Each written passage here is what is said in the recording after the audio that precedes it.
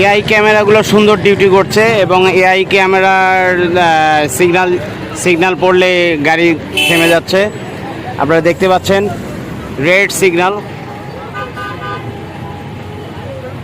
এটা হচ্ছে 300 ফিট। সবুজ সিগন্যাল দিচ্ছে এবং চলে গেছে গাড়িগুলো। বা সুন্দর সুন্দর ট্রাফিক সিস্টেম। থ্যাঙ্কস।